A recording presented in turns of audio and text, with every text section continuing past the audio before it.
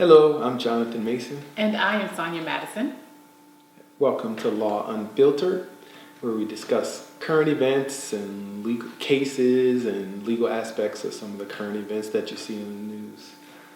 So, Sonia, I can't take this topic seriously. I can't. I mean, maybe some people might not like that, but you want to introduce the topic? Sure. So, this is not a new issue. The women's soccer team, and particularly 4 individual players on the team, are filing a charge, or they've already filed a charge with the EOC, claiming that they do not receive the same pay, and therefore discrimination based on what the pay the men's soccer team receives. And they filed it earlier this year, but of course we've gone through the Olympics, we've just gone through other cycles. So now they just recently did an interview on 60 Minutes, and so it's brought back into the forefront, arguing that because they've had multiple World Cup champions, multiple Olympic champions, and just multiple national titles, whereas the men's team doesn't quite have that same success, the fact that they're being paid disparately more is discrimination. And I know you think it's a little ridiculous because on the flip side, a lot of this is based on revenue. But when you think about what Hillary constantly said in her campaign, as well as what some people feel like should be the, concept when you're talking about equal pay, is if I do the same amount of work, then I should receive the same pay. So, and that's to me what the women are saying here. It's like, I'm doing more work, I'm outperforming the men's soccer team, and yet they're being treated more favorably. Okay, so let me ask you a question hypothetically. So the NBA has developmental leagues for players who are just out. Some of them are out of college, but they're not ready for the NBA, or some of them didn't go to college, but they want to try to make it to the NBA. So their games are the same length as NBA games. They work just as hard as the NBA players. Should they make the same amount that NBA players make? Because they do the same work as NBA players? But to me, the difference is both the D-League and the NBA players are all male. So clearly, there is a distinction between someone as a male performer in the NBA versus a male performer in the D-League. And what is the distinction? The distinction is the NBA brings in a lot more money. They have TV money. But as well as that male athlete was better talented than the male athlete in the D-League. Their talent then is a big issue there. In most cases, but sometimes the guys from the developmental leagues do come to the NBA and do. And then they get very well. And then they get the NBA. That's because they're playing in a league. Women are not comparable.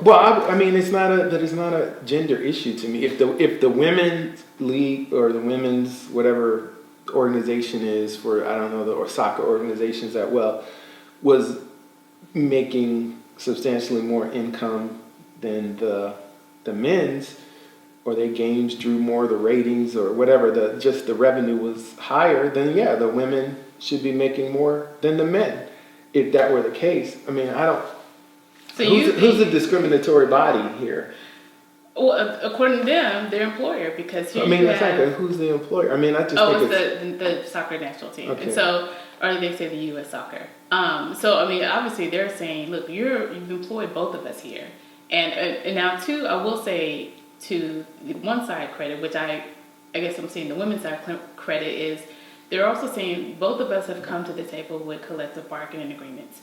You negotiated several terms under the men's, like the per diem and probably other compensation terms. You negotiated it and changed it. When it came our time, you were just like, listen, sign this memorandum. No negotiation was done. So whatever terms we had in 2012 stayed, versus men's they was able to change their term and get in better compensation. Now, you could say on the flip side, well, that's the women's fault for not having people there to better negotiate. But I think a lot of people, and I don't dare say minorities in general, some of them presume that employers are going to do what is fair versus do what is equitable, right? In terms of, because to your point, you're saying, look, the money is what it is, and we're only going to do so much to make sure our bottom line, our profit, is still highly substantiated before we're considering how much you give you. So we're going to start at the bottom, and it's up to you to exercise your voice or to use your talent, or at least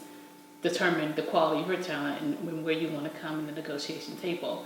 But I do think, listen, if you know you're going to pay the men more and you've got collective bargaining agreements coming up, don't start at the bottom below what you've given the men here. At least start somewhere close. Again, But should it matter? Should it also matter that, listen, I mean, do you dispute that performance-wise the women are outperforming? It's irrelevant. Why is performance not relevant? It's irrelevant because they're not getting paid based on performance. Why shouldn't they get paid based on performance? I mean, if you don't have the talent to be on the team, you shouldn't be getting paid to be on the team. But if you have the talent, because I'd imagine some of them are probably getting paid more than others on the team based on talent, like a first string versus someone who isn't starting. Again, they're not. When I say they're getting, you have to look at it in terms of the whole revenue system for their particular sport. And I just think that the men's, and I don't know the numbers, I haven't looked into it, but just generally I've heard that it's substantially higher on the men's side than it is on the women's side. I just don't, that's just the way it is. I mean, but it's not like because they're women that the soccer federation is going to pay them less because they're women. They're paying them less because that structure makes less money. I just don't understand. If all the money is going in the same pot, if the U.S. national team is getting all the money that both the men and the women bring in, if it's all going to the same pot, why can't we disperse among the players equally? Since it's all coming out of the same pot. So it's not like it's two different pots here, though. That sounds communist to me. But that's the way employers are. I mean, employers have, they're not a democracy. Employers don't pay every employee the same amount. Because the problem, if you have two CEOs and one's male and one's female, and again, the employers is the umbrella of it all. I should say CEOs, maybe two VPs, one male and female, and you pay this male one more than this other one, and you argue, well, the VP of marketing really brings in more versus the VP of finance. I don't think people are going to argue that that's not discrimination here. But in that role, I mean, I think it's more appropriate to say two VPs of marketing, and they do the exact same thing, and they bring in the exact same revenue, but they systematically deny women the same pay, then that's one thing. But to me, I guess in that case you have two employees, both players on the team.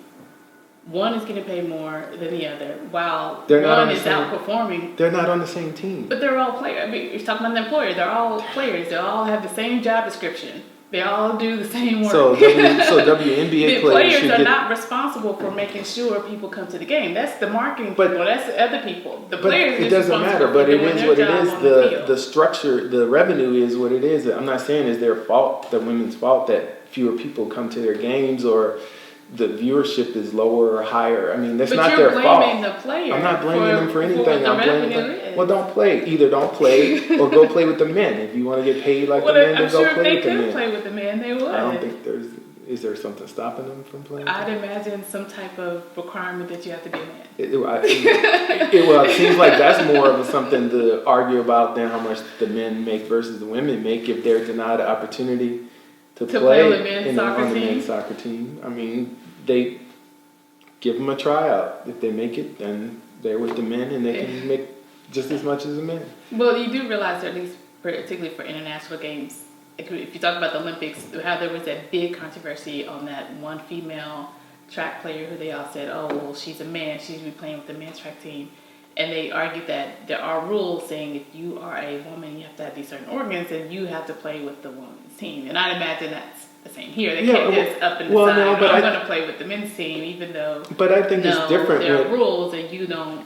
But I think it's different when if it's a man trying to play with the women. Not to say that track athlete was a man, but and she wasn't. She was a female. Right, I understand. But I'm just saying, like, if a woman can compete in a men's league, then I think she should be allowed to. But I don't think men should be allowed to compete in a women's league. So then you would discriminate against the man. I mean, I don't think it's just physical. It's physically unfair to allow men to compete with women in an athletic a physical athletic game like that.